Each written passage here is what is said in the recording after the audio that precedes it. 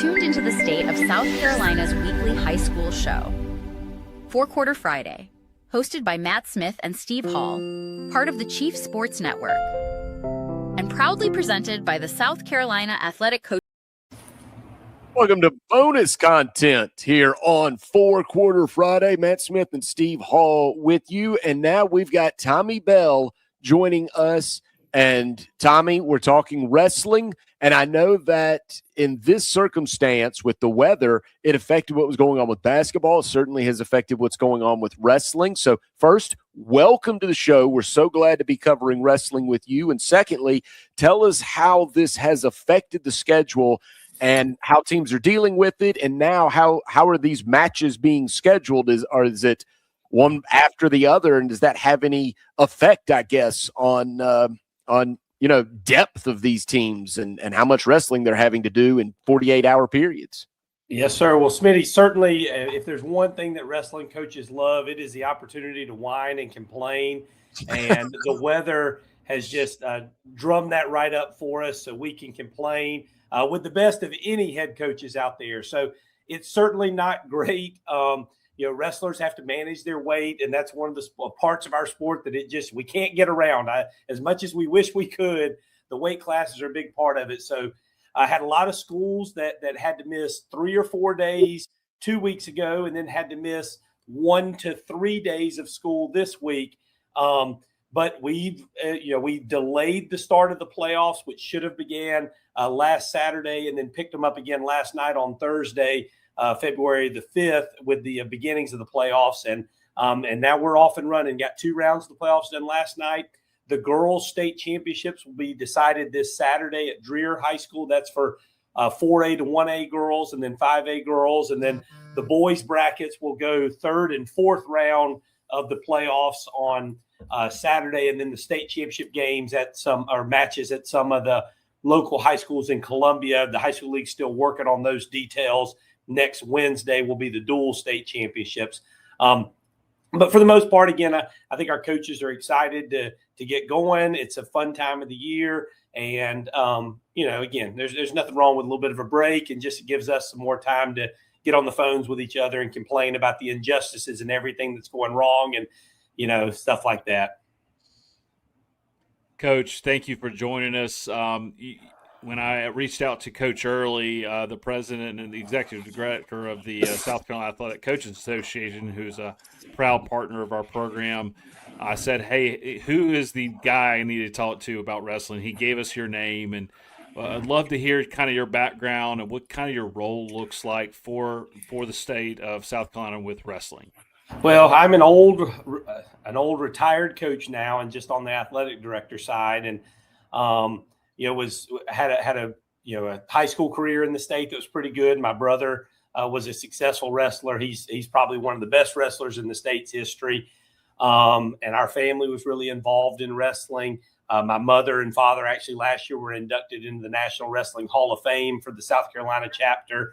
And so I've just been involved in the Coaches Association around 2026. I kind of took over as the secretary treasurer and have held that position for about 20 years, tag team with Greg Brewer at West Oak High School as he was getting out of his coaching career to kind of help us out and just kind of help organize and run that event, that group.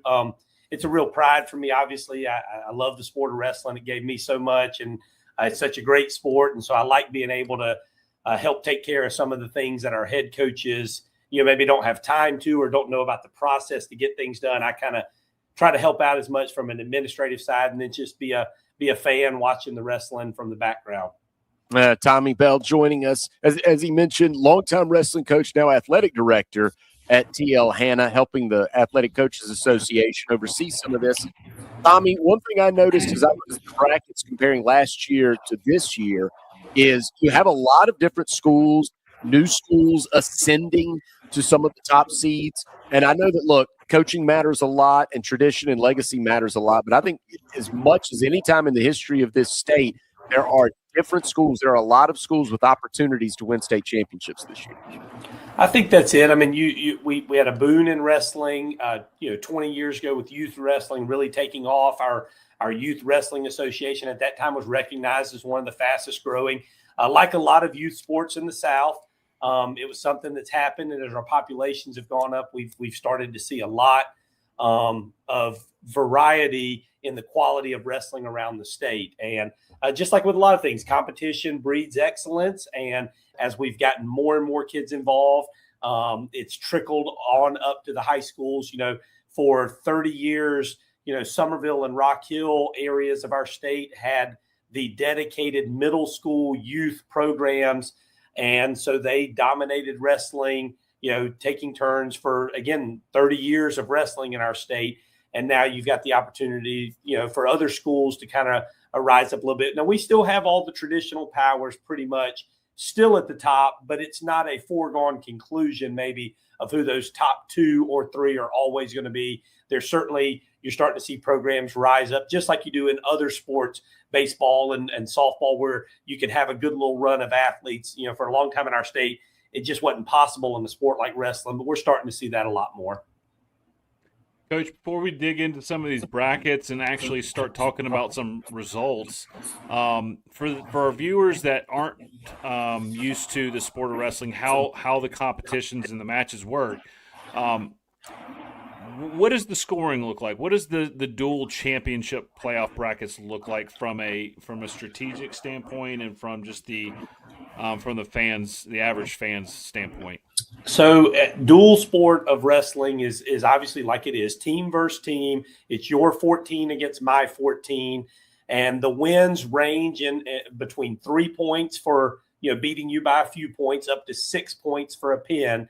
And one of the aspects of wrestling that you'll see sometimes in a dual situation is you'll see, a team get really, really excited when maybe one of their middle of the road wrestlers doesn't give up a pin against the other team's outstanding wrestler. You get a lot of matchups and strategy involved in that. But ultimately, it's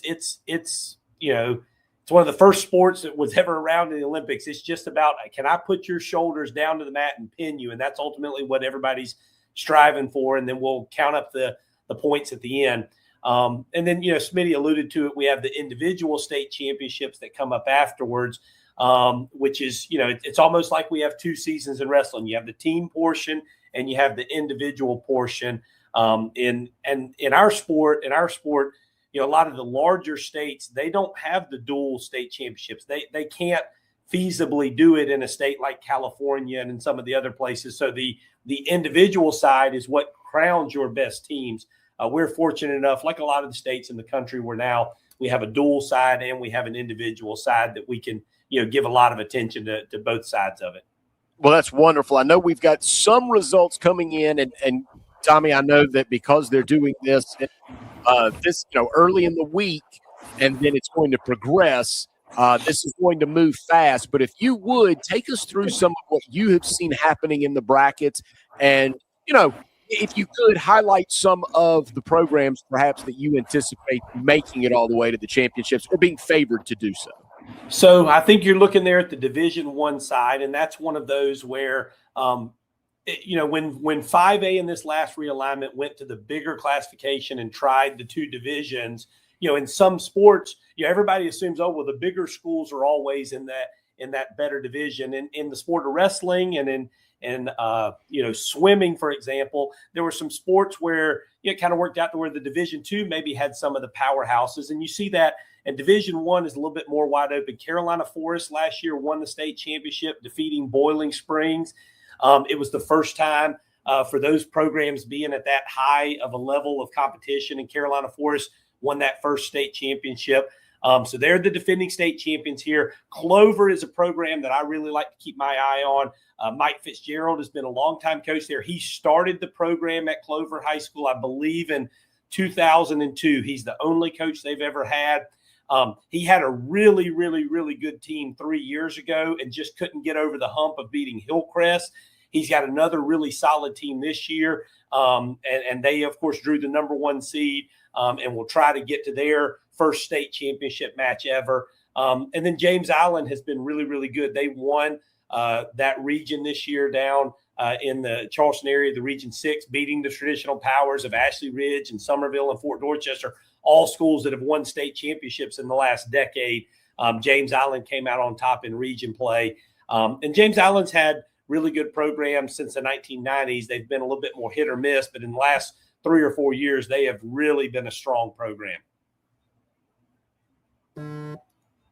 Coach, as we're looking at this bracket right here, you mentioned the Somerville area being such a traditional wrestling school. I think the LaPrade name has touched almost every program in Dorchester County.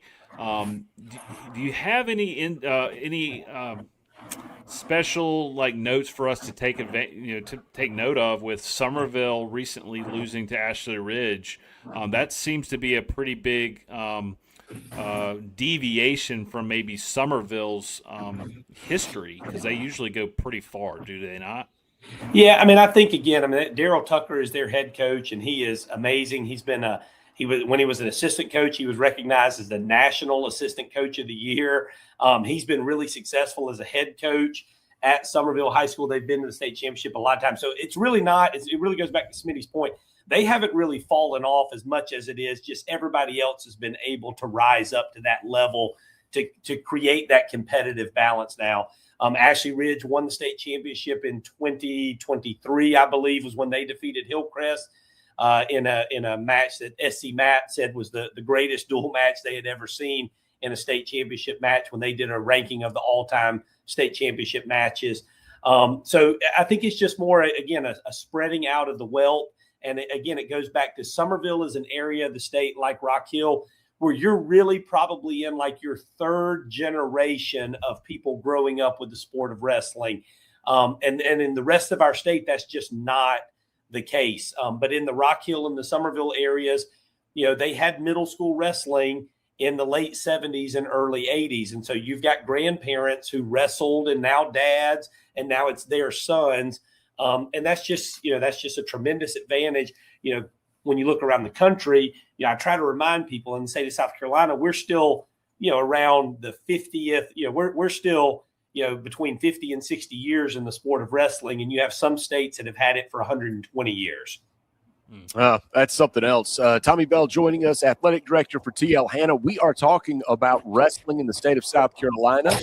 We are starting to move toward the state championships. And as we move on to 5A Division II, and you glance at that bracket and who's moving on there. Also, if you could tell us maybe the impact of this being truncated now, where you're having to wrestle in back-to-back days. I know in a lot of sports, playing basketball in back-to-back days is taxing. How about wrestling in consecutive days? Yeah, so wrestling, they're not going to end up going consecutive days. But they are going to wrestle 2 matches on the same day because of this truncated schedule with the playoffs. So in the lower state, Lugoff Elgin's going to be a pretty heavy favorite to advance out of the lower state. Ted Monroe, the head coach there, has done a tremendous job for a long time. He was a long-time middle school coach there, building up that program.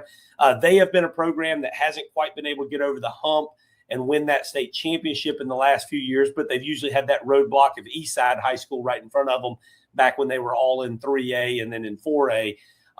Chapin has a really good team this year and will probably give them a little bit of fits. And Lucy Beckham has some outstanding individuals who will certainly win a lot of matches. But I think Lugoff's the favorite down there. In the upper state, I think that's where you see kind of the featured matchup on Saturday for wrestling fans in this state. Now, my beloved kids here from TL Hanna, we won last night in the second round of the playoffs, beat Lucy Beckham. But we're going to go up to Fort Mill on Saturday, and Greenwood and TL Hanna are going to be pretty heavy underdogs to Fort Mill and Eastside, who are going to be the big marquee matchup. Eastside, of course, has won. I think Jack Kosmicki has now won 19 state championships as a head coach. He broke the record by the great Jim Barnes 2 years ago. And Fort Mill's going for their 4th state championship at the 5A classification. So without a huge upset coming from either Greenwood or TL Hanna, you look at that upper state championship match kind of being the marquee. They met last year in the upper state final with Fort Mill winning by a point, and it'll be a big-time matchup again with a lot of star power in our state for wrestling.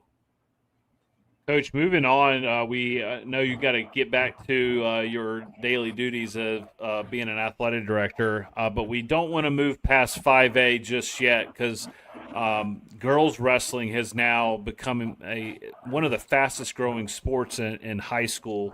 Talk to us a little bit about the teams here for girls wrestling 5A. So these are the programs that have really embraced the sport of girls wrestling in the last couple of years. Greenwood and Rock Hill and Blythewood are the three teams that have been able to get the biggest numbers out in girls wrestling. There are some others that are really gaining on them, but it's not a surprise to see those three in the Final Four. Again, River Bluff and Blythewood would have to pull off tremendous upsets to stop the rematch from the Rock Hill girls and the Greenwood girls from coming back together. Rock Hill, again, a favorite to defend their dual state championship that they won last year.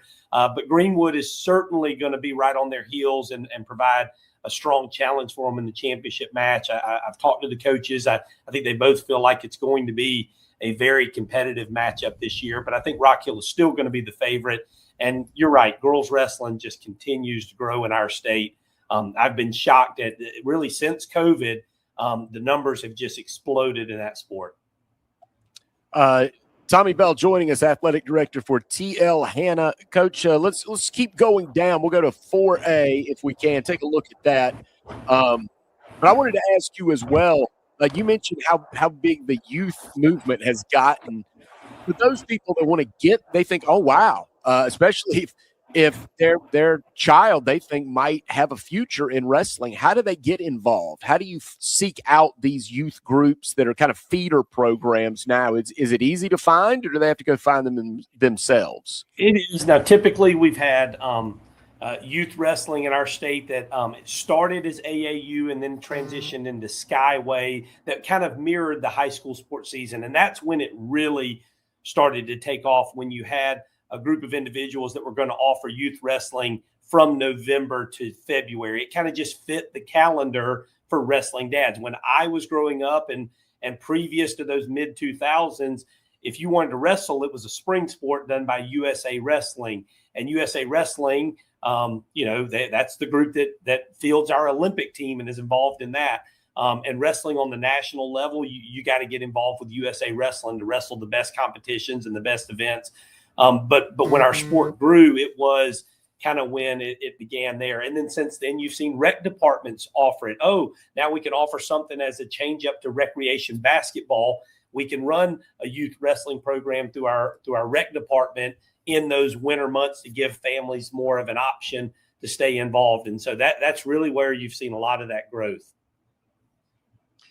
That's fantastic. If you would, Tommy, and maybe you could probably do this off the top of your head, but as you look at the other programs, both in girls and boys, if you could highlight other programs that you think we might see standing at the end, and if you could touch on one other thing, because we talked about youth and the girls getting involved, more and more involved. You know, you probably grew up in the environment where it was all about dropping weight, because you wanted to wrestle at a lower level. Tell us what changes have been made and how that has been softened a little bit, because that might be a concern of parents as they get in. But I know that everybody that's involved in wrestling now has really embraced those changes that have been made. Yeah, it was, it came about in the late 1990s. The sport of wrestling really came under a lot of criticism and had to make some changes. So you went to hydration testing. And so basically we now, like a lot of analytics, we plug some numbers in a computer and it tells us where you can be healthy and compete. I would say for 90% of wrestlers, they don't come anywhere close to a 7% body fat, but we'll allow you to go down that far. So there's a little bit of giving that information to parents. Hey, here's what it looks like. 90% of our kids probably wrestle a weight or two above how low they can go. And then it becomes, we don't really like to refer to it as much as weight cutting, as much as it is just weight management. The kid who's a sophomore who has to make weight at 142, who weighs 143, he thinks he's dying having to watch his weight to make 142. And it's really not. It's just getting into a good habit of, hey, when are you going to get your workout in? How are you going to structure your meals during that day? And then after you weigh in, what are you going to eat to refuel? There's a lot more science out there. And I think some of it is we've learned from boxing and UFC and things like that, where, kids are getting in the spot. They're trying to get in a weight class where they can be the best athlete, which is a little bit of a blend of how can you mentally handle, what you've got to do and be disciplined with your eating versus also where can you be the strongest. And so, yeah, I agree with you. We're not seeing kids that are having to suck that weight like they used to back in the day. And I think one of the things, it trickles up to the college level. It's routine. The guys in college now, they're wrestling different weight classes in college because they're continuing to grow and continue to develop. And that's just a trend that I think we'll continue to see. Coach, give us some updates on the West Oak program. I know Coach Strobel a little bit, and I went to Lexington High School. He was at Lexington High School for years and years, and now he's at West Oak. Excuse me. I don't know if I've seen those results in that classification yet. Can you give us an update on that side of things? Yeah, as far as all of our classifications, probably if you were asking me to be a betting man on who's going to win a state championship, it would be West Oak in the 3A classification. And there are people putting a lot of work and a lot of effort into trying to catch up. But right now, West Oak is just kind of head and shoulders above the competition at 3A level. They defeated Palmetto last night, in the second round. Palmetto had a really good team this year, but battled some injuries and dropped to third in their region. But West Oak's really good. Coach Strobel's got his youngest son in the lineup, who's a junior. The 157 or 165, I can't remember which one Cy is in, but they've got a whole crew of all-stars in the middle of their lineup that could compete in any classification. So Coach Strobel left Lexington a few years ago, went up to West Oak, where there's just a tremendous amount of talent. You've got a lot of former Clemson college wrestlers that are in that area that support it, that are really excited about it. Of course, Derek has his college connections. He's got Adam Duncan, who they grew up around the same time in the mid-'90s wrestling in high school, and Adam's his assistant coach and very involved in high school wrestling. So they've got a totally complete program from youth wrestling all the way up through high school and an elite level coaching staff. And it'll be really difficult for somebody to knock them off. I know there are lots of people that are going to give it a try. Billy Jones at Ainer High School was in the state finals last year, and they work really hard and have a good program. But Derek's got an elite program at West Oak rolling right now. All right, Tommy, if you would promote for us, take us through the next week plus. If somebody wants to get out and catch some of the meets or then maybe even the state championships, can you kind of guide us through it so people can get out and support these wrestling programs? So on Wednesday, we'll have the boys finals in the Columbia area. Now, I don't have all of that information. That'll kind of come out dependent upon the teams that make it. The high school league staff is working on that. The girls' state championships will be this Saturday, which is tomorrow. The boys' duels will be on Wednesday, and then a quick turnaround to Friday and Saturday. The individual tournaments will be held. 4A is at West Oak, 4A is at West Side High School. 5A is at Boiling Springs. So around the state, you can find all of the locations for those qualifying tournaments. And then, down at the Florence Civic Center on February 20th and 21st, Friday and Saturday, it is just a humongous event now. Last year was our first year. We as wrestling coaches had fought to get extended brackets and bigger brackets, and we cut a week out of the season so that we could kind of justify some of the changes that we made as a coach association in conjunction with the high school league. And it worked out to be a huge success. I joked with our high school league staff about, it was the first time they got to walk around the Florence Civic Center, and they got to be the heroes, and everybody was excited about being there, and everyone was thrilled, and they all got a chuckle out of that. But for wrestling people, we had outgrown the Anderson Civic Center where we had been, and it was time for us to get a little bit bigger. In Florence, for all the complaints that were made about it in other events, for wrestling, it has been a home run situation. So our fans were happy, our wrestlers were happy, our coaches were thrilled, and the high school league staff got a lot of pats on the back for helping us make that transition last year. Oh, that's great to hear, because you're right, Tommy. It's not always. It's usually somebody grabs you, tugs you on the sleeve, and has a complaint for you. So it's wonderful that you had a home run. And hey, Steve and I both want to say thank you so much for joining us and help us shine a light on what's going on in wrestling. And And as you noted, the wrestling program, the girls, the youth movement, it's grown so much, a lot of it under your watch. You don't have to take that credit, but you and your other coaches. So congratulations on the growth of wrestling, and I hope it's another huge event in Florence this year. Well, thank you guys for looking out for our athletes in the state. We certainly appreciate it. And again, everybody, any coverage we can get for our wrestlers in the state, certainly appreciated. Thanks, Coach. And that's another episode of Four Quarter Friday. Smitty, we'll see you on Friday. But thanks again, Coach Bell, and we'll catch you later at the state championships, hopefully.